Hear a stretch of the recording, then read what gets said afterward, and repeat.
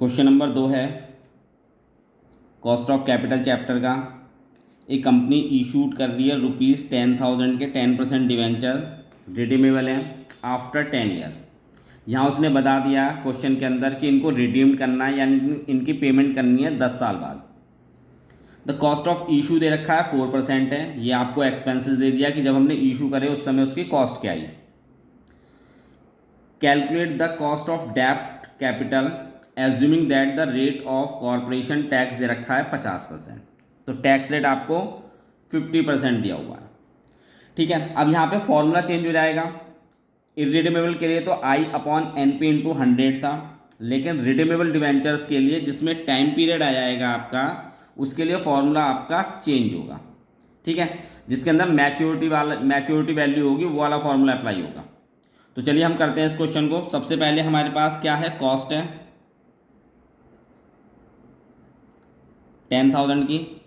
फिर हमें इंटरेस्ट निकालना होता है। इंटरेस्ट रेट डिवेंचर के आगे जो परसेंटेज होती है इंटरेस्ट रेट होता है, तो इंटरेस्ट को I से डिनोट करेंगे और ये कॉस्ट पे ही निकलेगा। 10,000 का 10% 1,000 हो गया।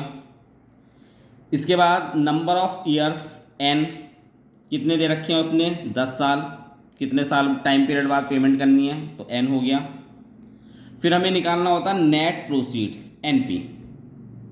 तो NP के लिए जो भी आपकी कॉस्ट होगी उसमें से माइनस करते हैं। अगर डिस्काउंट है इशू के समय पे वो माइनस हो जाएगा। कॉस्ट ऑफ इशू है, फ्लोटेशन एक्सपेंसेस है, वो भी माइनस हो जाएंगे। तो कॉस्ट ऑफ इशू 4% दे रखा है, हम इसका 4% निकाल लेंगे। तो ये आ जाएगा आपके पास 400।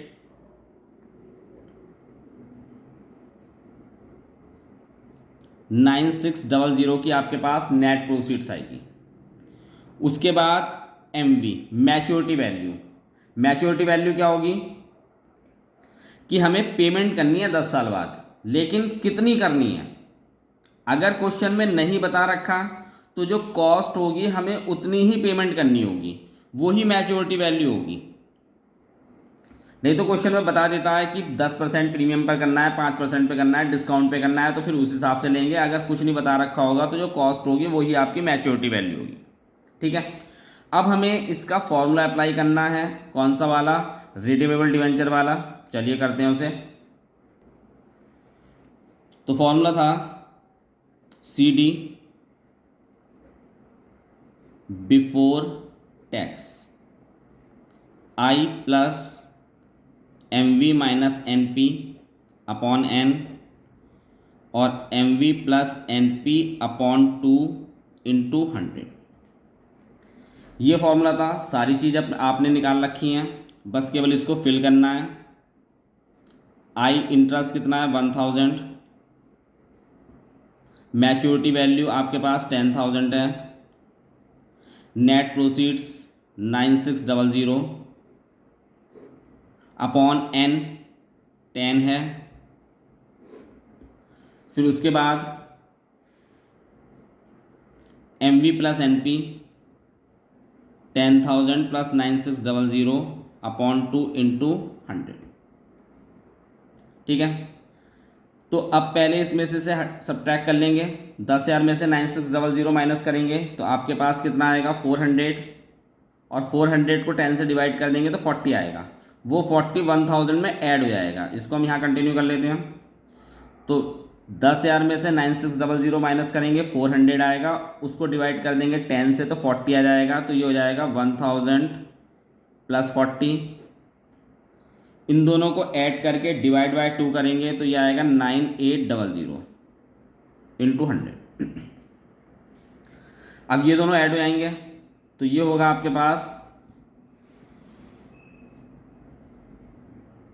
1040 9,800 अपॉन में इंटू 100, और ये कैलकुलेट करेंगे तो ये वैल्यू आएगी परसेंटेज आपकी 10.61%।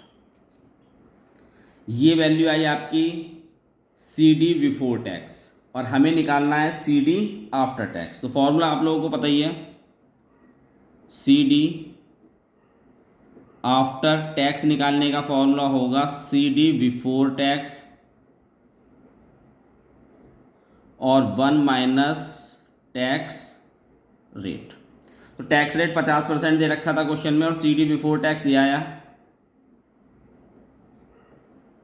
1 माइनस 0.50 50%। अब आप एक में से 0.5 माइनस करेंगे तो 0.5 ही आएगा।